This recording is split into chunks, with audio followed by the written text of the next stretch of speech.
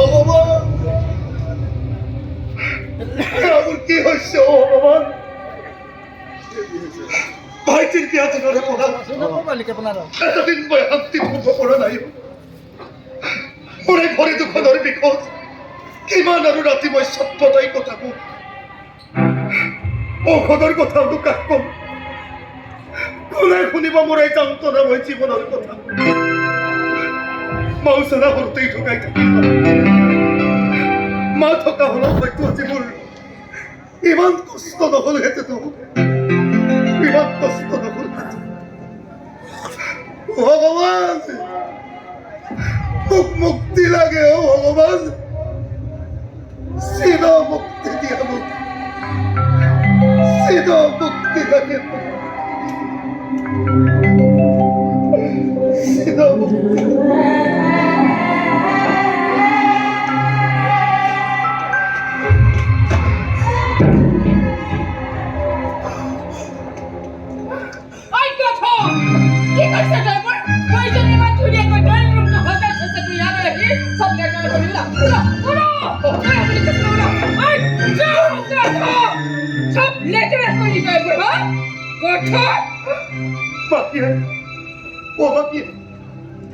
মোৰে ভৰি দুখনৰ বিষত নহয়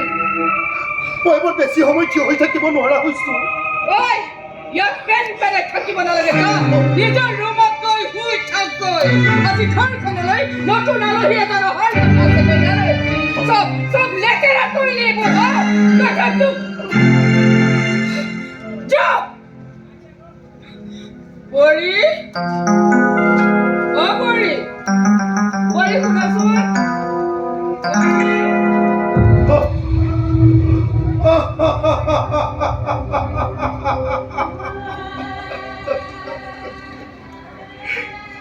মই ৰুমত সোমালে বোলে ৰুমটো লেতেৰা হয় এইখন ঘৰৰ ড্ৰয়িং ৰুমত সোমোৱাৰ অধিকাৰো মোৰ নোহোৱা হৈ গ'ল হয় ইমান আৱৰ্জনাৰে মই এইখন ঘৰত আজি ৰাতিপুৱাৰ পৰা মোক একো এটা খাবলৈ দিয়া নাই ৰাতিপুৱাই পৰিজনে চাহ একাপ দিলে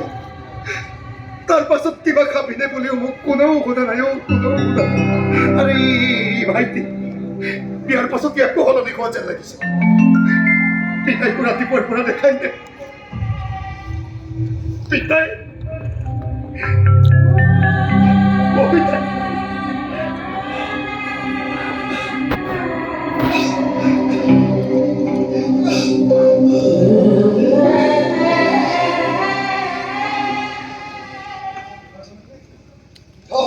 হয়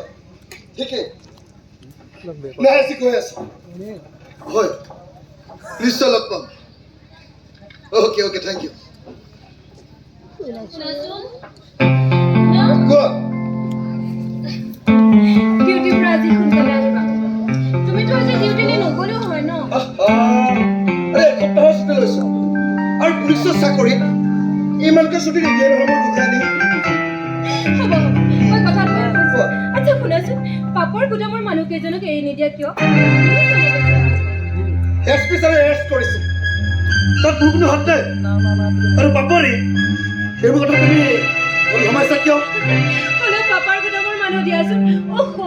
যোৱাকালি পাপাই ফোন কৰিছে কথাটো তোমাৰ আগত কৰিবা ঘৰ সদায় ঘৰ অফিচ কেতিয়াও ঘৰ হ'ব নোৱাৰে ঠিক আছে তুমি কৈছা যেতিয়া মনলৈ এবাৰ চেষ্টা কৰিছা এতিয়া হ'বনে সুখী সুখী তেনে চোৱা দাদাই বুঢ়াই কৰা খোৱা নাই কিবা এটা খাবলৈ দিয়া গৈ সেই বেমাৰী মানুহজনক মই শুশ্ৰূষা কৰিব নোৱাৰো মোৰ ফালে যেনেকৈ চাই থাকে মোৰ বৰ ভয় লাগে হ'লেও দাদাক তুমি অৱহেলা নকৰিবা কিয় জানা মইতো তোমাক বিয়াৰ আগত চব কথা কৈছিলোঁ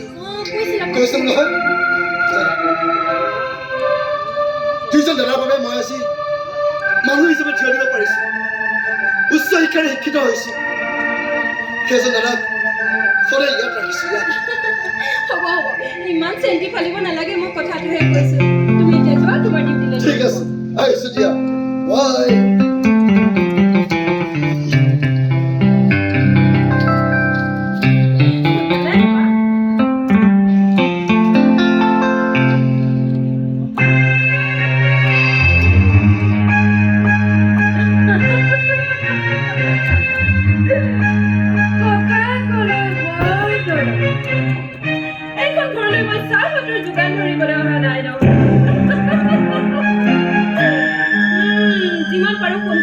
নিৰ্মলক এইখন ঘৰৰ প্ৰতি থকা মায়ামোহ ত্যাগ কৰাব লাগিব নাৰী চলনা মোৰ আৰু মোৰ চলনাৰ যাদু নিৰ্মল মুগ্ধ হ'ব লাগিব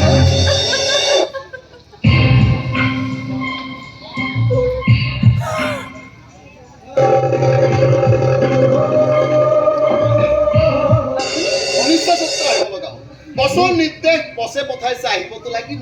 কিয় আহিছে ধুনীয়া লাগিছে তোমাক কপালত টকটকীয়া ৰঙা সেন্দুৰকণ জিলিকি আছে। আপুনি পাহৰি নাযাব মই বৰ্তমান এখন সম্ভ্ৰান্ত ঘৰৰ বোৱাৰী কথাবোৰ অকণমান লেকাম লগাই ক'বচোন অন্যথা এইখন ঘৰৰ পৰা বাহিৰ কৰি দিবলৈ আপোনাক মোৰ বেছি টাইম নালাগে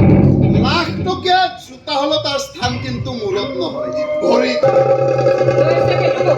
আপোনাৰ লগত কথা পাতি থাকিবলৈ মোৰ মুঠে ইচ্ছা আৰু এইখন ঘৰত মোৰ বাহিৰে বেলেগ মানুহ আছে ইন্সপেক্টৰ আছেনে? নাই ডিউটিলৈ গৈছে তুমি তাক ক'বা আজিৰ ভিতৰতে যেন লেবাৰ কেইজনক এৰি দিয়ে। বছৰ নিৰ্দেশ নহ'লে কিন্তু পৰিস্থিতি ভয়ানক হ'ব। ময়ো কিন্তু হাত সাৱটি বহি নাথাকিম। য়েছ প্ৰয়োজন হ'লে তোমাৰ নাৰী চৰণাময়ী বুলি টেটু ফালি চিঞৰি থাকিলে নহ'ব। গাত পৰিণত কৰ। পাপাই নিজৰ স্বাৰ্থ সিদ্ধিৰ কাৰণে মোক এইখন ঘৰলৈ বিয়া দি পঠাইছে নেকি আৰে বাবা এসপ্তাহ হৈছে এইখন ঘৰলৈ মই বিয়া হৈ অহাৰ ঘৰখনৰ তলৰ নলা মই একোৱে বুজি পোৱা নাই তেনেস্থলত মোতকৈ তুমিহে বেছি ভালদৰে চিনি পাবা তোমাৰ পাপাক। মইতো আজ্ঞাবাহী ভিত্ত যিজন মানুহে তোমাক তুলি তালি ডাঙৰ দীঘল কৰিছে সেইজন মানুহৰ নিৰ্দেশ পালন কৰিবই লাগিব। তেনেহ'লে পাপাক গৈ আপুনি ক'ব পাপাৰ সকলো আদেশ মানিবলৈ মই বাধ্য নহয় কাৰণ মই এতিয়া কাৰোবাৰ পত্নী মোৰ বায়'ডাটাত মিষ্টাৰৰ নামটো লিখা থাকিব তেওঁ যিয়ে নহওক সলাই দিব তোমাৰ মনোভাৱ। যিজন মানুহক আছে তুমি ইমান বেছি ওপৰত তুলি ৰাখিছা একেজন মানুহকে বহুত তলত নমাই দিব তুমি। আপুনি মোক চিনাই নাই মিষ্টাৰ পাপাক গৈ ক'ব নিৰ্মলে লেবাৰ কেইজন এৰি নিদিয়ে 2 এদিনতে সিহঁতৰ ঠিকনা হ'ব জিলা কাৰাগাৰ আৰু মোৰ শিৰৰ কেন্দ্ৰ নাইকিয়া কৰিব বিচাৰিছে নহয় মনত ৰাখিব এদিন নিজে নাইকিয়া হৈ যাব পাৰে বাপৰে মিষ্টাৰ অতুলানন্দ বৰকটকী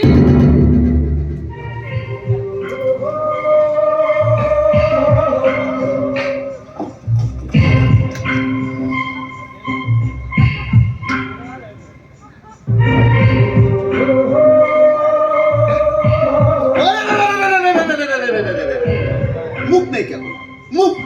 আৰে মুখ নাইকিয়া কৰিলেচোন নাটকেই হে কি চাব দৰ্শকে